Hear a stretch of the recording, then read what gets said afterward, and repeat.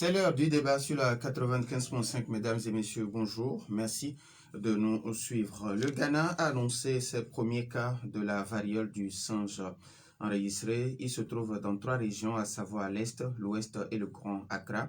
Le directeur général de la Santé a précisé qu'un total de 12 cas suspects avaient fait l'objet d'une enquête depuis le 24 mai dernier. Le Togo a pris des mesures de prévention. Dans un communiqué en date du 31 mai dernier, le ministre en charge de la Santé, de l'hygiène publique et de l'accès universel aux soins a annoncé des dispositions, notamment le renforcement de la surveillance, la sensibilisation du public et la formation des agents de prise en charge des cas de la variole du singe. Alors nous évoquons ce matin les manifestations de la maladie avec Dr Sonia Tchapchet, elle est médecin-chef de la commune Agonivé de Docteur, bonjour. Bonjour Monsieur Norbert et bonjour à tous les auditeurs et auditrices de Nana FM. Alors, les auditeurs de Nana FM auront donc la possibilité d'intervenir dans ce débat, soit sur la page Facebook de la radio ou via téléphone à partir de 7h35 minutes sur nos 2 numéros 91 09 71 71 ou le 96 61 58 58 avec Romain Aziablé à la mise en onde. Je m'appelle Norbert Djouradi.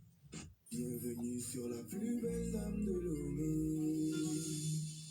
Une fois encore, merci pour votre fidélité d'écoute à Nana FM. Docteur, avant d'aborder la variole du singe, on va parler un peu de la maladie à coronavirus. Est-ce qu'aujourd'hui, on peut dire que la COVID-19 a été totalement négative? Déjà, il faut dire que la COVID-19 elle sévit toujours dans notre pays parce que à la date d'hier 8 juin, nous avons encore 12 nouvelles contaminations. Et cette maladie, il faut le reconnaître, a vraiment montré que la mondialisation que l'on connaît comme étant ce phénomène-là qui permet l'échange de devises, l'échange d'économie, qui a cet impact positif sur l'économie, est également à la base de la mobilisation de la population, donc du coup de la diffusion des maladies.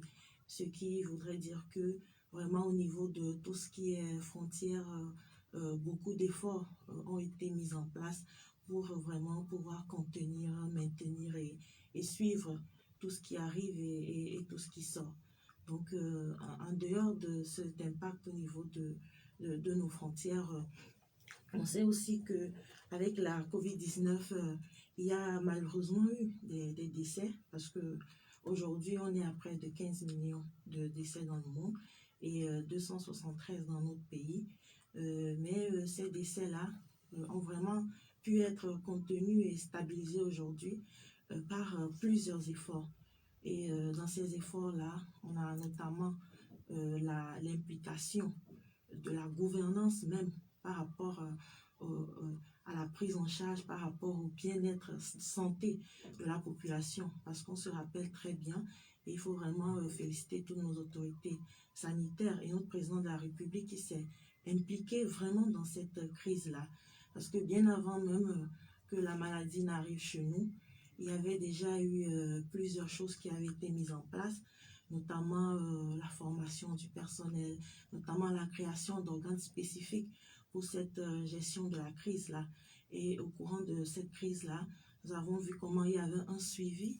Il y avait un suivi journalier de l'évolution de la pandémie et par rapport à cette évolution-là, des mesures adéquates étaient prises pour vraiment stabiliser tout ceci avec un accompagnement de la population parce que la crise a aussi un peu affecté le panier de la ménagère, mais devant toutes ces difficultés-là, plusieurs mesures d'accompagnement ont été prises par nos autorités.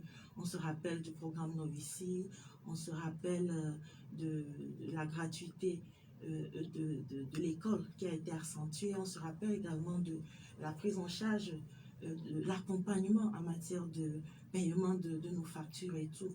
Donc vraiment beaucoup d'efforts ont été faits. Et en dehors de cette gouvernance-là qui a été vraiment bien ajustée et tout, on a également remarqué avec la COVID-19 que le travail en équipe est indispensable parce que dans cette lutte-ci, elle était vraiment multisectorielle. Ce n'était pas qu'une histoire de la santé. La communication était impliquée, les différents ministères se sont vraiment impliqués et c'est cela aussi qui a permis à la population de mieux comprendre la maladie et d'accepter les mesures qui ont été édifiées pour qu'on ait vraiment pas trop de dégâts avec la pandémie. Pour ce qui est du personnel de santé, il faut dire que avec la COVID-19, il y a eu une conscience dans la réhabilitation de nos structures de santé. Il y a également eu pour la personne, même l'agent de santé, cela a permis de lui faire comprendre qu'il est vraiment à même de pouvoir se dépasser.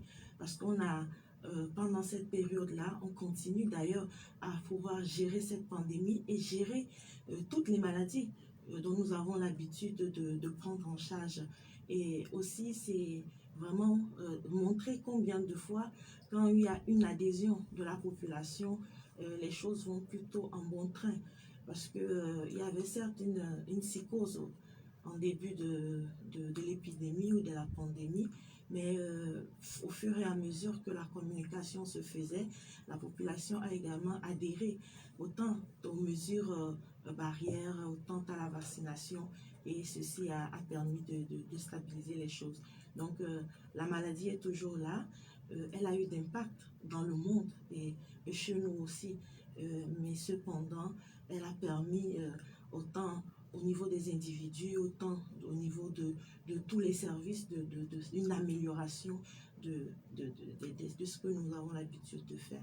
Alors aujourd'hui, au-delà de la transdisciplinarité que vous avez évoquée, quelle expérience personnelle vous avez eue avec les agents avec lesquels vous travaillez au niveau de la commune à Goni-Vedou? Déjà, il faut dire que avec la COVID-19, avec la psychose qui s'installait, il fallait vraiment être plus au contact de la population pour vraiment expliquer, pour vraiment lever tout ce qu'il y avait comme information fausse. Donc, cela a également renforcé les liens qu'il y a entre le personnel soignant et la population, celle-là pour qui nous sommes là. Donc, il y a eu beaucoup d'actions de sensibilisation, il y a eu même, on avait besoin de tous ces leaders communautaires-là pour nous aider dans ce qui était alerte quand on avait des cas de voyageurs qui arrivaient dans la commune, pour des cas de cas suspects où il fallait peut-être même se déplacer pour vraiment pouvoir faire ces dépistages-là, ou encore même quand il fallait prendre en charge à domicile les cas qui étaient asymptomatiques. Donc on a vraiment eu à s'impliquer davantage, à être vraiment au contact de la population là et à mieux cerner aussi ce dont elle a vraiment besoin pour améliorer les services ou les soins de qualité que nous leur offrons. Alors aujourd'hui, vous l'avez si bien dit, ces dernières 12 nouvelles contaminations ont été enregistrées. Aujourd'hui, le Togo compte 49 cas actifs contre 42 lundi dernier. Qu'est-ce qui ne va pas? Déjà, il faut dire que récemment, les frontières terrestres ont également été ouvertes, et ce qui veut dire qu'on a beaucoup plus encore de mobilisation de personnes. L'ouverture de ces frontières s'est accompagnée de la présentation du pass au niveau de nos frontières avec la mise en place des équipes pour vraiment faciliter ces personnes-là qui ne sont pas encore vaccinées ou qui n'ont pas leur vaccination à jour, de pouvoir les avoir. Donc avec cette ouverture de frontières terrestres également, donc il y a plus de mobilisation de personnes. En dehors de cela aussi, on sait qu'on est en début de vacances scolaires pour les enfants, ce qui fait qu'il y a de plus en plus de voyageurs aussi qui arrivent. Donc, bien qu'il y ait des dispositions qui soient prises au niveau de l'aéroport, par exemple, parce que le dépistage est également toujours offert au niveau de l'aéroport. Donc, on peut avoir des personnes qui arrivent pas forcément malades, mais qui par après finissent par développer la maladie. Vous aurez pu constater aussi que parmi les nouvelles contaminations actuelles, il y a quand même une proportion pratiquement d'un tiers qui sont des voyageurs. C'est pour dire que nous sommes encore dans une période où il y a beaucoup plus de mobilisation de personnes qui peut être à l'origine de cette augmentation. Mais ce qu'il faut vraiment savoir, c'est que justement, parce que nous sommes dans cette période-là, il faudrait vraiment qu'on continue par faire ces efforts que nous avons su faire jusqu'ici pour qu'il n'y ait plus une nouvelle flambée. Et parmi ces efforts-là, c'est que si aujourd'hui nos décès sont stables, c'est grâce aussi à la vaccination. Donc il faudra vraiment que nous profitons, que nous continuions par nous vacciner, que nous continuions par faire nos doses de rappel si nous étions déjà vaccinés par avant, pour vraiment être prêts au cas où, même si on ne le souhaite pas, une nouvelle flambée. Alors, docteur, dans le cadre de l'élaboration de cette émission, j'avais posé certaines questions à certaines personnes, des docteurs et des professeurs, par rapport à ce qui a été fait à l'université dans le cadre de la lutte contre la maladie à coronavirus, et puis par rapport aux produits qui ont été élaborés à l'université. J'étais surpris d'entendre que certains professeurs affirment que quand on propose ces remèdes aux populations, ce sont les populations même qui refusent, préférant la médecine importée. Docteur, ça veut dire que la population n'a pas confiance au personnel soignant? Déjà, il y a la confiance aux médicaments et peut-être la confiance au personnel. Déjà, ce qu'il faut dire, c'est qu'en matière de surveillance, quand on est en face d'une épidémie, c'est vraiment surveiller pour agir. Et avec la COVID-19, c'est agir dans la mesure où il faut peut-être guérir et soigner les personnes qui sont confirmées et aussi prendre des mesures pour prévenir la contamination des autres personnes. Et aussi, il faut dire que avec la COVID-19, il y a beaucoup de recherches qui ont été faites sur le plan mondial, tout autant dans le cadre de la vaccination que dans le cas de la mise en place de produits, de médicaments qui pourraient être efficaces contre la maladie. Donc, au niveau de notre pays également, nos éminents chercheurs aussi se sont voués à cette tâche-là, puisque beaucoup de produits ont été mis au point. Maintenant, dans l'utilisation de ces médicaments et tout, il y a ce qu'on appelle également des protocoles. Ça veut dire que une fois qu'on découvre quelque chose, il faudrait d'abord le tester au laboratoire. Après cela, il faudrait tester sur une cible, une petite cible, et s'avérer de l'efficacité avec tolérance de la molécule, peut-être avant de la diffuser. Donc, au cours justement de ces essais-là, ces essais étaient faits autant au niveau de nos centres de prise en charge, notamment au niveau de l'OME commune. C'est des essais qui ne peuvent être faits sans consentement du patient ou du malade. Donc maintenant, si le malade dit non, je ne veux pas participer, là, on ne peut pas lui imposer. Je ne sais pas si vous voyez. Donc du coup, malgré tout cela, il y a eu des citoyens qui ont accepté. Donc ces essais ont été faits. Maintenant, et se poursuivent d'ailleurs. Maintenant, le tout c'est, on ne peut pas faire de diffusion de résultats si déjà les résultats ne se sont pas vraiment avérés efficaces et reconnus par des comités qu'on juge éthiques ou alors des comités thérapeutiques. Donc je pense que cette démarche-là est en cours. Maintenant, faudrait-il avoir plus confiance ou moins confiance? Je pense aussi qu'aujourd'hui, la différence entre ce qui est médecine traditionnelle et médecine moderne, c'est peut-être parce qu'avec la médecine moderne, il y a cette maîtrise-là du principe actif, cette maîtrise du dosage, cette maîtrise de la présentation même du médicament qui puisse faire que certains préfèrent cela. Mais aujourd'hui aussi, nous avons beaucoup de produits traditionnels qui ont pu traverser toutes ces étapes-là et qui sont utilisés également. Tout ceci pour dire qu'il n'y a pas une véritable barrière. C'est une complémentarité, puisque le médicament moderne même provient à la base de tout ce qui est d'abord traditionnel. Donc c'est juste ces étapes-là qu'il faille faire, et aussi il faille faire beaucoup de communication, et il faudrait également que pour ceux-là, pour ces médicaments-là qui ont été reconnus, que la population puisse aussi avoir confiance à ce qui est reconnu et fait par nous. Pas seulement en matière de médicaments d'ailleurs, sur tous les autres points. il faudrait qu'on apprenne à également consommer ce qui est de chez nous, si cela ne va pas entraîner ou avoir des dommages sur notre personne. Alors, est-ce qu'aujourd'hui vous y travaillez? Parce que selon certaines personnes que j'ai rencontrées dans la rue, l'une des causes de l'automédication, c'est parce qu'on n'a pas confiance à nos soignants, donc on préfère se soigner soi-même à la maison. Est-ce que vous y travaillez vraiment pour que cette confiance entre malades et puis agents de santé puisse revenir? Déjà, il faut dire que c'est très dangereux l'automédication parce que déjà, on ne sait pas ce qu'on a, ce qu'on prend disons, se faire soigner. On ne sait pas si c'est véritablement un bon médicament et il n'aura pas d'autres effets plus graves que l'effet qu'on recherchait par rapport aux soins de la maladie dont on avait. Il faut dire aussi que le personnel de santé aujourd'hui, s'il y a cette petite ce manque de confiance, c'est peut-être parce qu'il y a peut-être un défaut de communication et nous y travaillons vraiment. Déjà au niveau des personnels de santé, au niveau des structures de santé, il y a ce qu'on appelle une analyse mensuelle des données, des indicateurs que le programme national le PNDS met en place.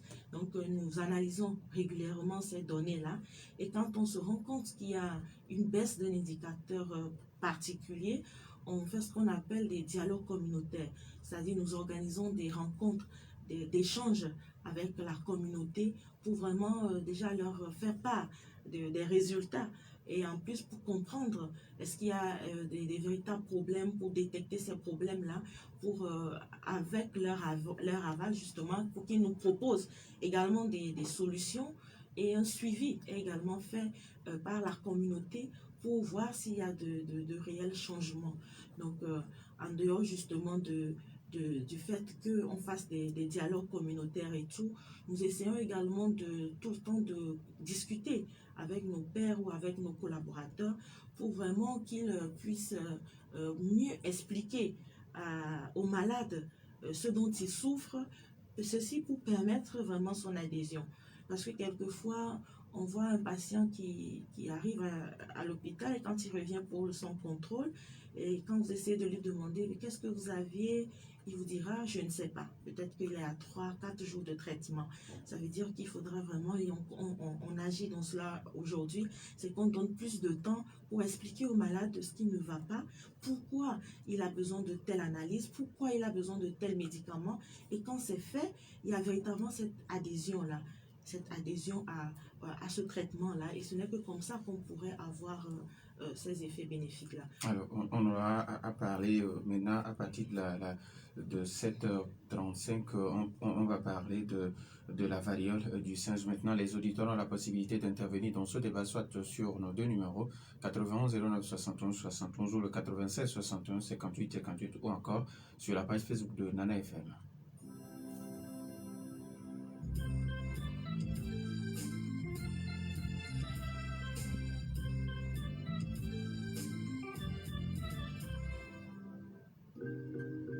Savez-vous que vous pouvez faire des études supérieures de qualité comme en France et obtenir un diplôme français tout en étant à Lomé? C'est vrai, exactement, et c'est enfin possible à ESAM.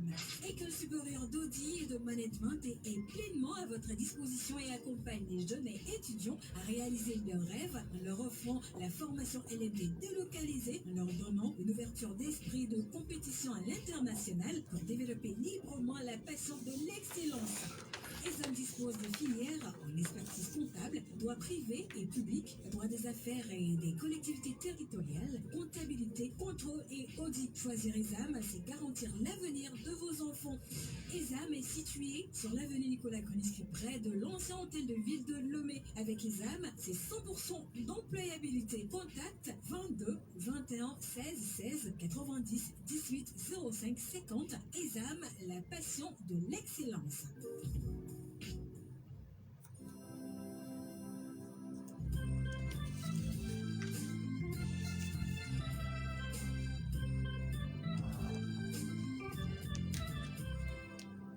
Retour dans les studios de Nana FM. Nous avons un premier auditeur en ligne. Nana FM, allô?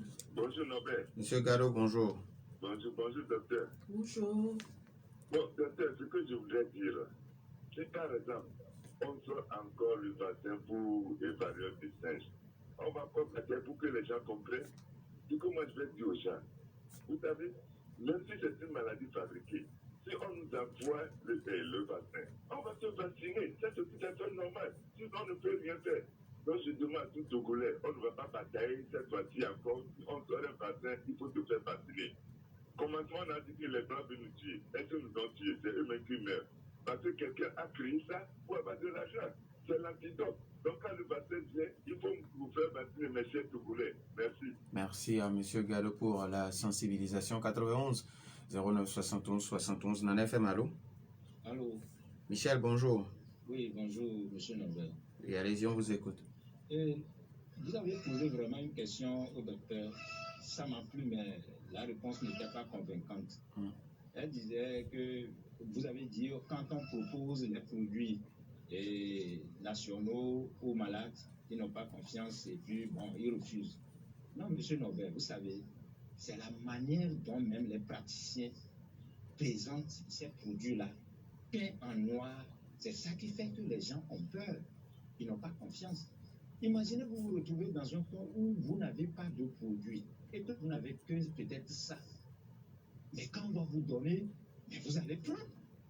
Mais il y a toujours, derrière la médecine, il y a toujours un problème psychologique. C'est seul un Africain est capable d'accepter un produit chinois, même s'il n'a pas vu fabriquer un produit français ou européen, même s'il n'a pas vu fabriquer, d'accepter ici immédiatement et tout de suite, quand le médecin va le lui présenter. Et donc, c'est la manière dont même nous présentons nos produits à nos malades. C'est de cette manière que ces gens-là réagissent. Maintenant, pour finir, quand on dit, par exemple, que Covid, bon, on a fait ci, on a fait ça, et qu'on a pu stabiliser un peu les choses, moi, je ne trouve pas d'argument scientifique dans ce qu'elle dit. Parce que ceux-là même qui ont prédit notre hécatombe, ne comprennent pas jusqu'alors pourquoi il n'y a pas eu cette hécatombe. Mais tout porte à croire que notre environnement, notre façon de vivre, parce que Covid, on s'est transmis plusieurs fois Covid dans ce pays déjà. Et donc, mais il y a une immunité naturelle qui intervient. Et donc, il ne présente pas des travaux scientifiques pour dire que voilà les raisons précises de la maîtrise de la situation ou ça. Mais tout porte à croire que notre façon de vivre là, ça nous a permis de rester. Et là, c'est devenu une maladie comme le palu. Donc, ça peut venir par saison. Merci beaucoup, Michel. 91 09 71 71. Nana FM, allô? Bonjour, mon docteur. Papa Sibiti, bonjour. Bonjour. Bonjour, docteur Norbert. Oui, Papa Sibiti, bonjour. Salut. Moi, je suis considéré toujours l'action du gouvernement. Parce que je ne suis pas moi-même. Je suis contrôlé par quelqu'un. Donc, ce que je décide, je le suis. Mais, mon docteur, vous-même, voyez ce qui se passe. Pour la Covid, ce n'est pas encore terminé. Les gens ont été réticents, sauf nous qui avons pris les choses que non, on ne peut pas nous tuer, les docteurs ne peuvent pas nous tuer. Parce qu'eux-mêmes, ils ont été vaccinés, ils étaient déjà les têtes noires et les cobayes. En même temps, aujourd'hui, je le dis, il faut continuer le contrôle. L'armée, les cassinés, tout ça, de temps en temps, pas de temps en temps, toujours il faut circuler faire le contrôle. Parce qu'il y a un cas, c'est pas bon.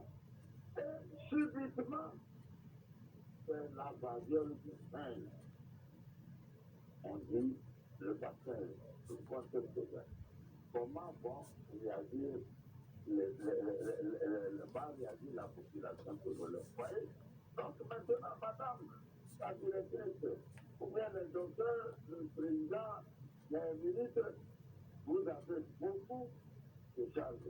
Il faut vraiment voir ce qu'il faut faire pour que le peuple accepte. Ce peuple-là, il est là, il n'est pas à la maison. le coronavirus là, on ne le voit pas. C'est comme le BCG qu'on nous a fait. Les gens sont acceptés, ils peuvent parler et accepter, mais le seul là, c'est difficile. À vous maintenant le travail. Merci beaucoup. Merci, merci beaucoup, Papa Sibiti. Nous avons un autre auditeur en ligne, Nana FM, allô? Oui, allô. Tata Raguel, bonjour. Bonjour, monsieur Norbert. Comment allez-vous? Oh, je vais bien. Allez-y, on vous Bonjour, écoute. docteur. Bonjour, Madame Raquel. Oui, je salue les auditeurs auditrices. Madame docteur. Oui. Bon, moi, je fais quelques remarques. Covid n'est pas encore parti. Mais il y a seulement que des maladies qui sont endométriose, les AVC, les troubles mentaux. Et maintenant, hier, c'était le Bénin, rougeole de singe, et aujourd'hui, c'est Ghana. Togo est au milieu. S'il vous plaît, docteur, ce vaccin qu'on a mis dans nos corps là, ça c'est des choses, effets secondaires. Donc, vous pouvez nous donner quelques-uns des effets secondaires de ce vaccin Covid. Je vous remercie. Merci beaucoup, Tata Raguel. 91 09 71 71. Les auditeurs peuvent toujours continuer par appeler sur ces numéros. Nous avons un autre auditeur en ligne. Nana FM, allô? Oui, allô, bonjour. Merci Dadido Gomé, bonjour. Bonjour, docteur. Bonjour, monsieur Max. Je voudrais faire un plaidoyer au niveau de votre invité. Oui.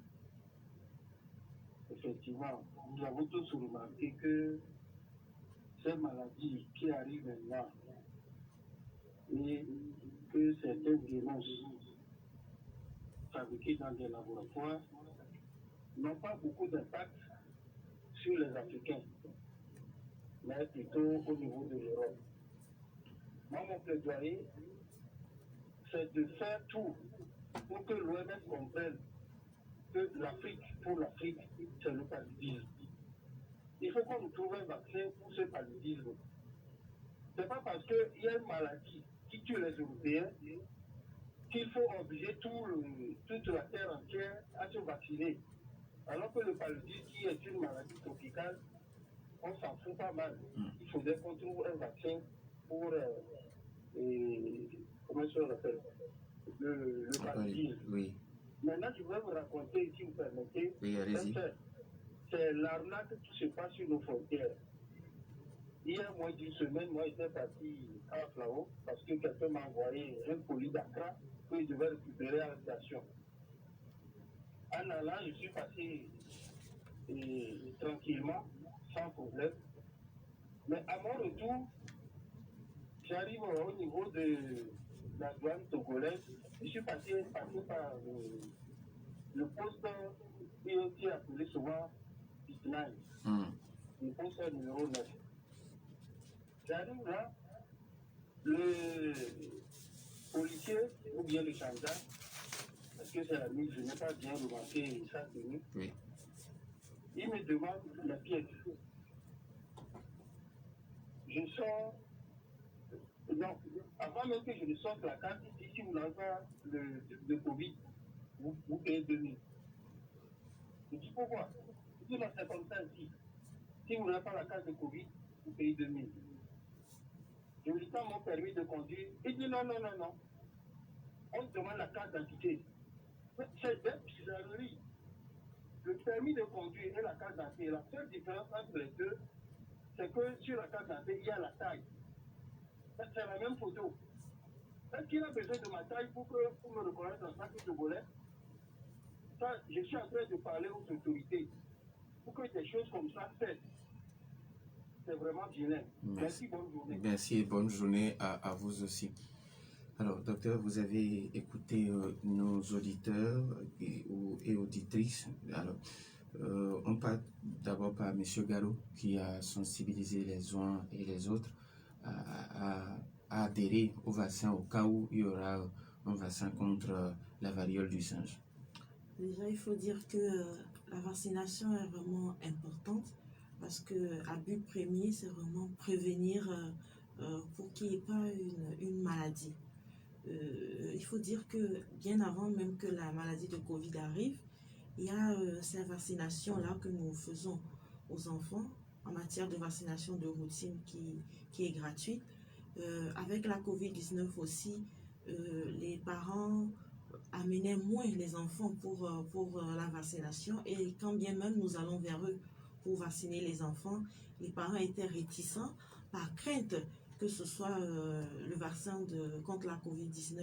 C'est pour dire, comme les autres auditeurs l'ont également dit, c'est vrai que la COVID est là, c'est vrai que nous avons également des pathologies endémiques que nous avons déjà au niveau de notre pays. La vaccination aussi était là depuis pour vraiment prévenir un bon nombre de maladies. Mais si nous n'adhérons pas à cette vaccination-là, ça voudrait simplement dire que ces maladies-là qui étaient déjà contrôlées grâce à ces vaccinations referont surface. Parce que le but, c'est vraiment les prévenir. Mais si ce n'est pas fait, ça voudrait dire que les enfants continueront à être beaucoup plus sensibles.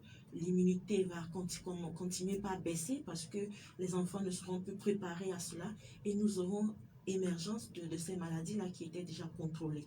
Donc aujourd'hui, on sait que la variole est également à nos frontières.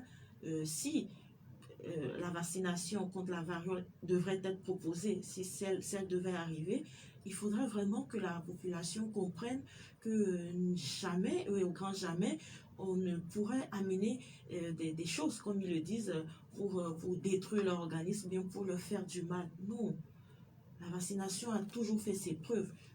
Et c'est vraiment important de comprendre qu'elle est indispensable, et au besoin, si l'État la propose à la population, il faudrait vraiment que la population puisse adhérer.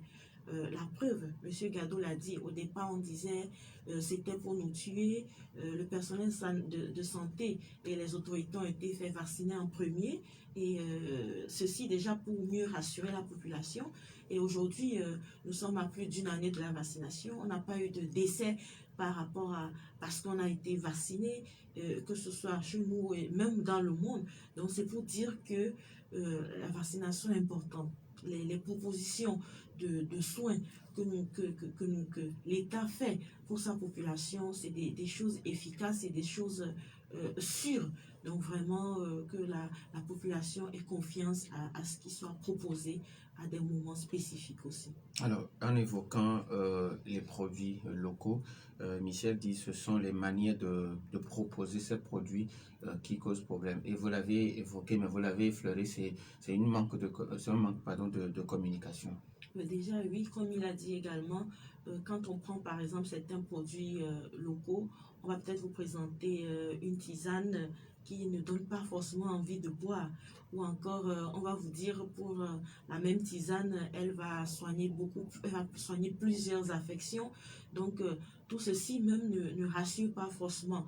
Et vous voyez peut-être avec les médicaments un peu plus modernes, c'est le médicament, les laboratoires, après toutes les études qui ont été faites, on précise quels sont les effets secondaires qu'on peut avoir, quand est-ce qu'il faut prendre. Donc c'est un peu tout cela aussi qui manque à certains de nos produits traditionnels.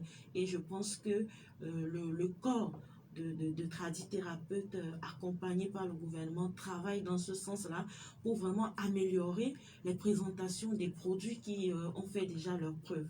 Donc c'est un peu ça. Il parle également d'avenir scientifique dans le cadre de la COVID-19.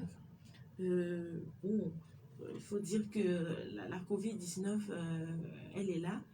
La COVID-19 n'est pas encore partie.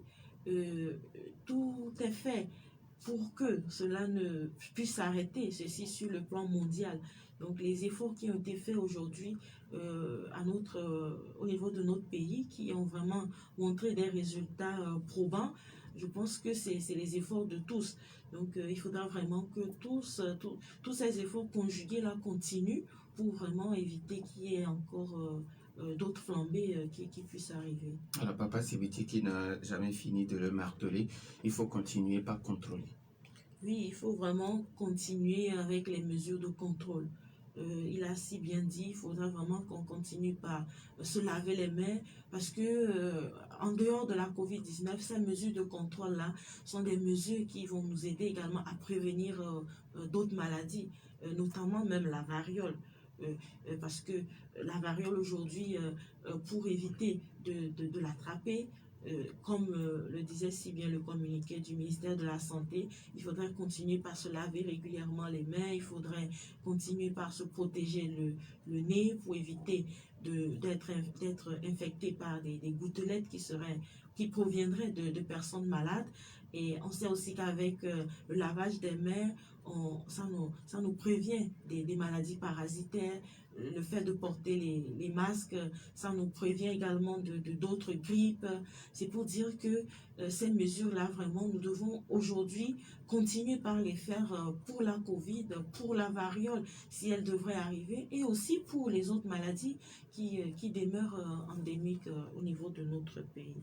Alors, Mas Dadido Gomé qui pense que l'essentiel pour vous en tant que médecin aujourd'hui, c'est de demander à l'OMS de trouver plutôt un vaccin au paludisme.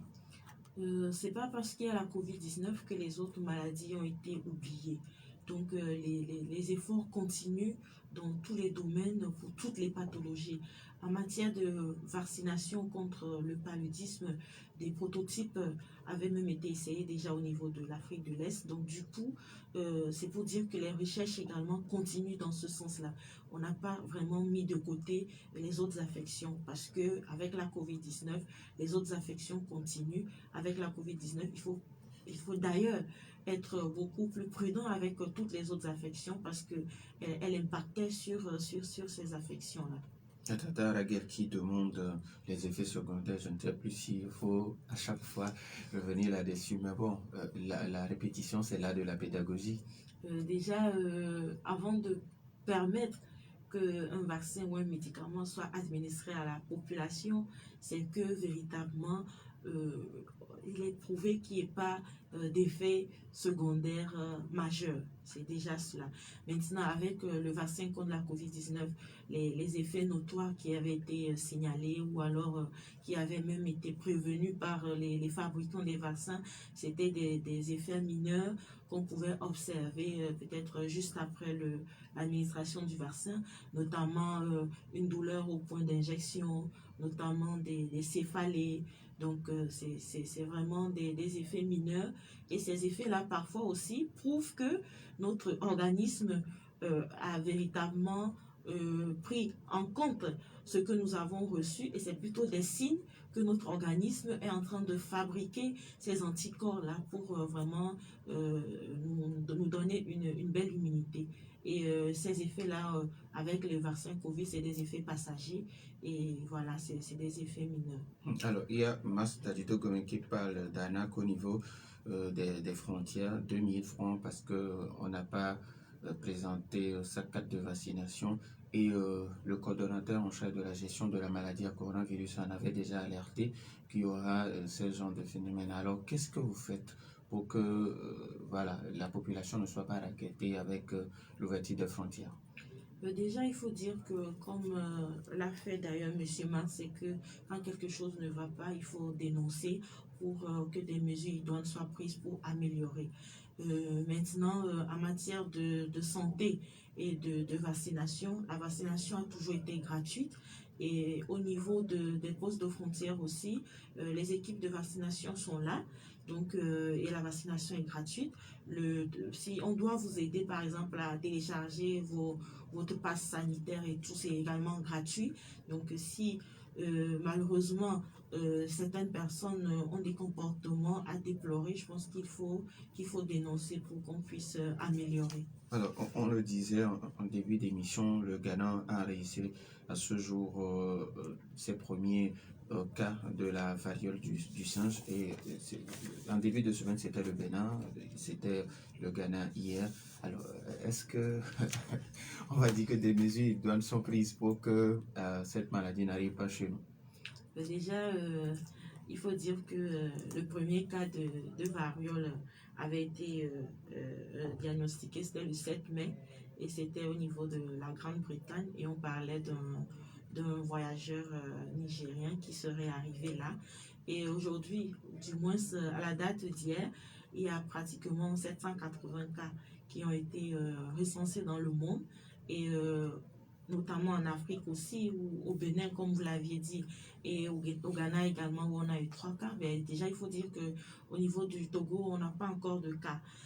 Maintenant, la maladie, c'est quoi? C'est une infection virale, elle est contagieuse aussi. Et comment est-ce qu'on peut l'attraper? Donc déjà, il faut dire que c'est habituellement on parle de maladies émergentes en matière de variole parce que elle était vraiment éradiquée. Et c'est peut-être probablement parce que voilà, il y a une baisse de l'immunité sur le plan mondial par rapport justement au vaccin contre la variole qui a peut-être eu cette résurgence de la maladie. Donc, pour éviter, ou du moins pour que la maladie soit contaminée, c'est justement par rapport à la présentation même de la maladie. La variole, comment ça se manifeste? On peut avoir de la fièvre, quelques signes associés, notamment des douleurs musculaires, notamment l'asthénie.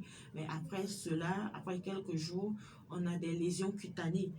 Donc, c'est-à-dire c'est des lésions au niveau de la peau.